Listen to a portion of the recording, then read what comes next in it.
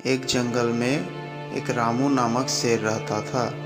एक दिन वो शिकार की तलाश में बहुत दूर निकल गया। शाम हो चुकी थी, कोई शिकार हाथ नहीं लगा था। ऊपर से वो थक कर चूर हो चुका था। तभी उसे एक गुफा दिखाई पड़ी।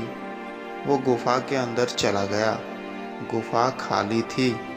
शेर ने सोचा, अवश्य यहाँ रहने वाला जानवर बाहर गया होगा।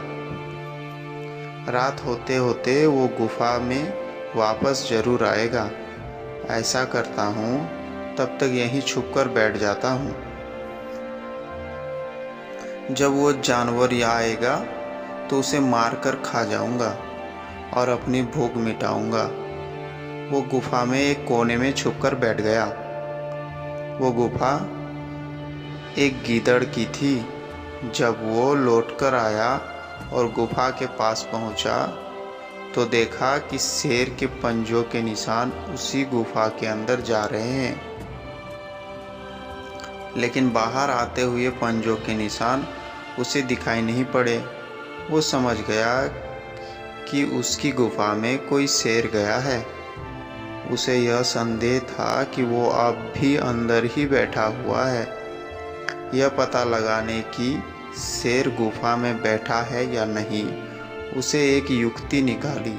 गुफा के द्वार पर खड़ा होकर वो तेज आवाज से बोला, मित्र, मैं वापस आ गया हूँ।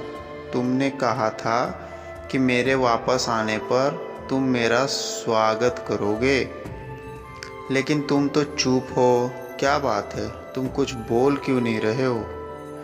जब गीदड़ की आवाज़ शेर के कानों में पहुंची तो उसने सोचा, ये गुफा अवश्य गीदड़ के आने पर उसका स्वागत करते हुए कुछ कहती है। शेर ने ऐसा ही सोचा, शायद मेरे यहाँ होने के कारण आज यह चुप है।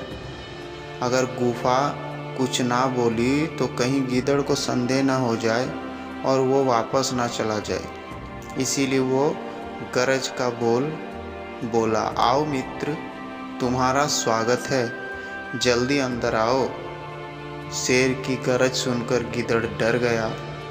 वो उल्टे पैर वहां से भाग गया। इधर शेर बहुत देर तक गीदड़ ने अंदर आने की प्रतीक्षा करता रहा, लेकिन सब व्यर्थ रहा। अंत में उसे समझ आ गया कि गीदड़ उसे मूर्ख बनाकर भाग गया। शेर को अपनी मूर्खता पर बहुत क्रोध आया, किंतु अब वो क्या करता? शिकार उसके हाथों से निकल चुका था। इस कहानी से हमें सीख यही मिलता है, भविष्य के संकट को भांपकर जो बचने की युक्ति निकाल ले वो बुद्धिमान होता है, जैसा कि गिदड़ ने किया।